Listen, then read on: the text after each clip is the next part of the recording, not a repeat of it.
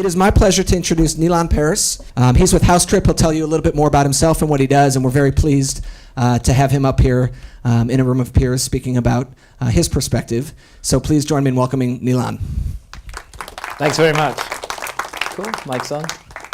Great, so today I'm going to talk a little bit about performance marketing, a bit about innovation, and a lot about delighting customers. So first with introductions, I'm Nilan Peris. I'm Vice President of Growth at HouseTrip, which I think is a great title for a short guy.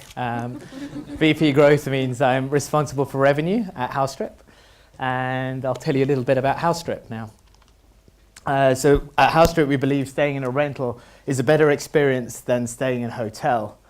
We think the big problem that this accommodation type has had over the years is that it's pretty hard to book. And what we're trying to do is to make it as easy to book as a hotel. That was the founder's vision 3 years ago when he tried to book a rental in Edinburgh. Since then, I'm happy to say we've got over 300,000 rentals on HouseTrip in over 19,000 locations. We've done over 7 million room nights. And we've achieved a 95% customer satisfaction rating, which we're really proud of. I can't really share revenue numbers, but I'd say we're in the hundreds of millions now, and 2 years ago we were in the tens of millions, and 3 years before that we didn't exist. So there's definitely a market for this. But on to performance marketing and innovation. So anyone know what that is? It's a donut machine, okay. And that's the way I think of performance marketing. For me, performance marketing is this amazing type of marketing that you put money into it and money comes out of it. It's really simple. And if you're doing it correctly, more money comes out than goes in. So let's talk a little bit about Google. So this is what performance marketing means to most of us. We're a heavily search-dependent business. I'm sure most of you guys have got significant investments in search as well. So just to recap, so I think, as we all know, Google kind of runs an auction on the paid results, which are these ones here. And the higher you bid, the higher your position on the page, and therefore the more clicks you get and the more revenue you get. That's kind of how it works. The reality, I'm sure we've all seen happen over the last few years, is increasingly you kind of get, if you're in those positions on the page, you get 90% of the clicks. And if you're anywhere else on the page, you're getting 10%. And that varies hugely by category.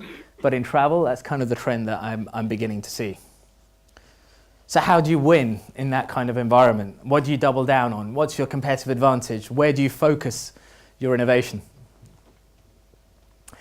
So it's simple. It's like spend the most, win the most.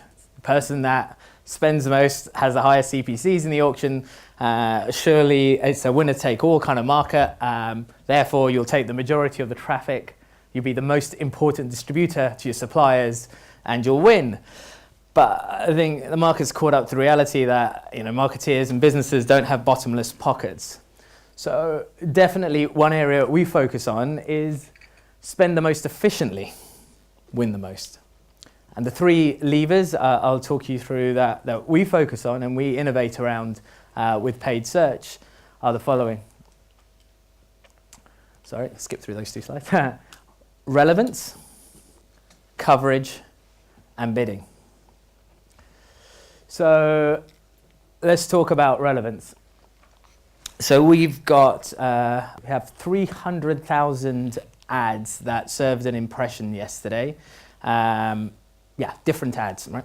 And we're covering at the moment something like 800 destinations. Okay, so when you start thinking about that more and more, what we try to build a competitive advantage around is when somebody types in, "I'm looking for a holiday apartment near the Eiffel Tower with kids," we hit them with an ad that says that, and we have a landing page that supports that, and we try to tailor our inventory to match that customer.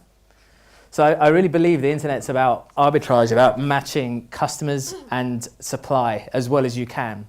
And I think the art of performance marketing and search, part of it is trying to build a competitive advantage around your ability to target effectively with traffic.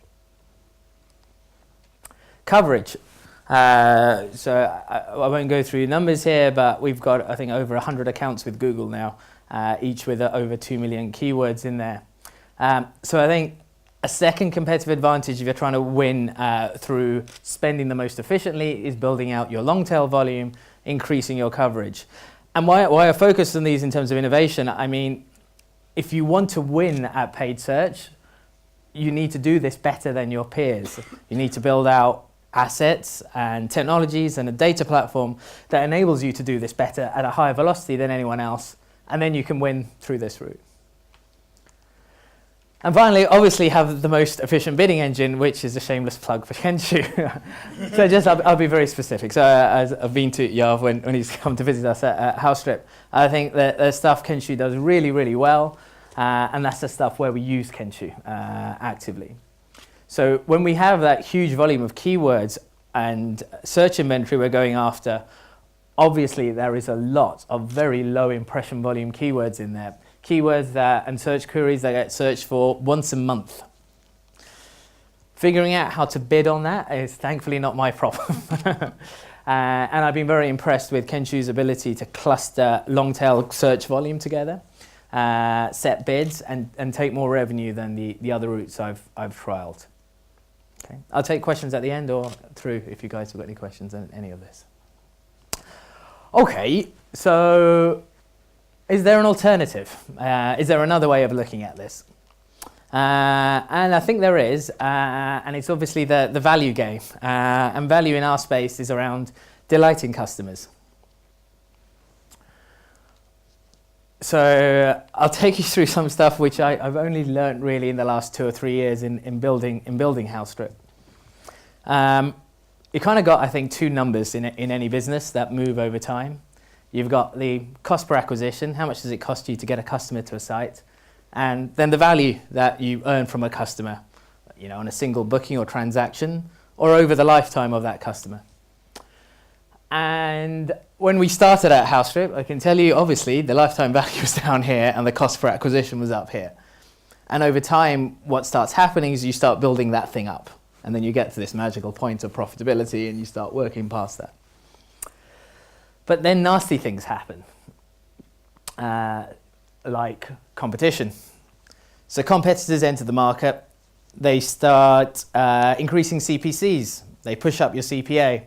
Google does nasty stuff as well, as it sees itself as a competitor and increases CPCs as well. Competitors go after your customers, increase your churn rate, reduce your repeat rate. Again, that hurts as well.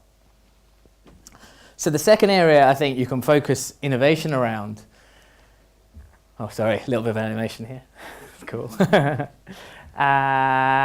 is conversion growth and repeat growth.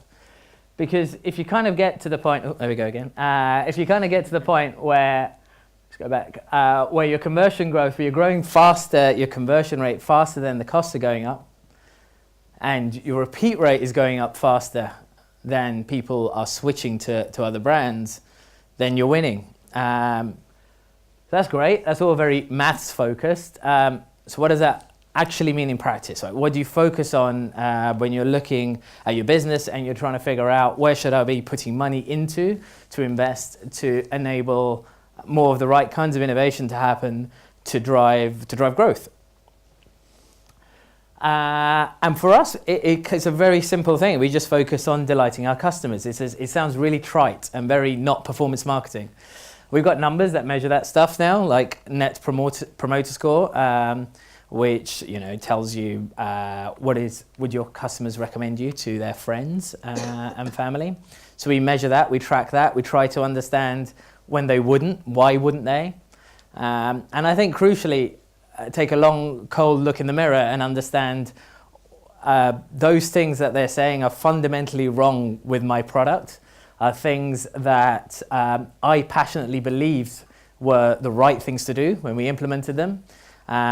But our customers are telling us they're the wrong thing to do. They're telling us that they don't work, and they're causing conversion issues and causing repeat issues with our economics.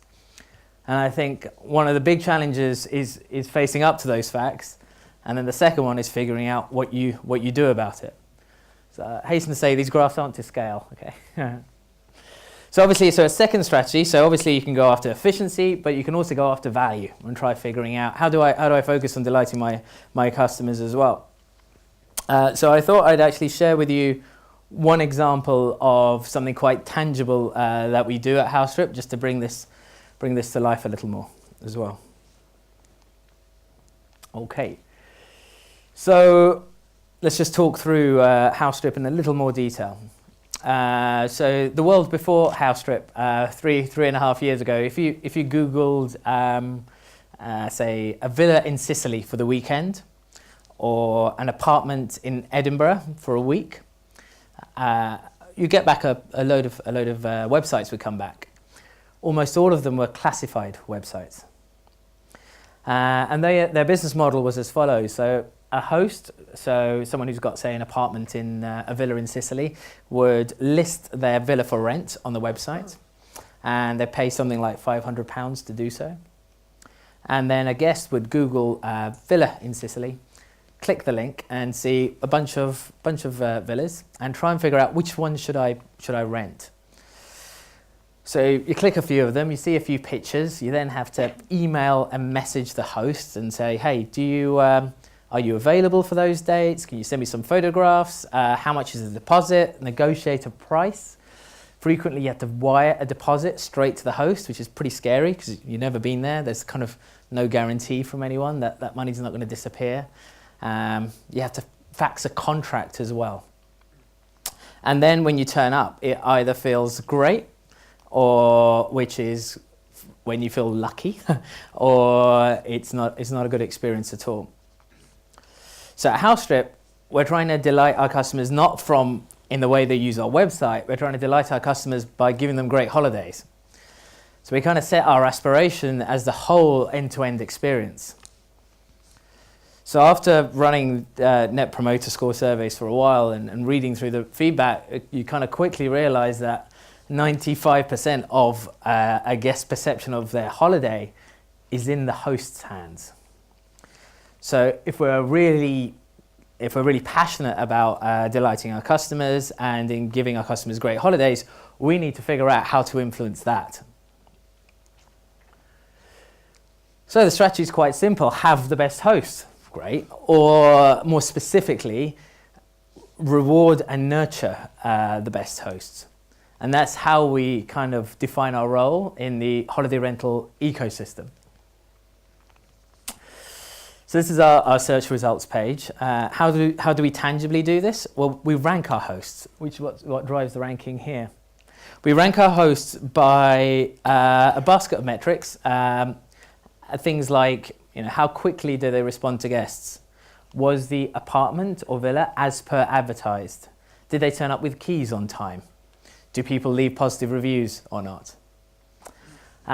And in doing that, we hope that more great hosts will get more revenue and will continue to use HouseTrip, and more guests will have a better experience. So yeah, innovation. One of the core innovations that we came up with was this concept of supplier quality score, which is what we use to rank these hosts and figure out where they should be appearing on the site. Okay, so to recap, reward the best hosts. Ends up with driving from Net Promoter Score to conversion growth to repeat growth. And so you can have a strategy around delighting the most to win. So in summary, you can win, I believe, through spending the most efficiently to win, which is about relevance, coverage, and bidding, I think, in SEM. And also you can focus on the value side of the equation. Focus on improving your conversion rate and focus on improving your repeat rate. And try to think around building what I call a sustainable competitive advantage on doing that better than anyone else can in your industry. So that's me.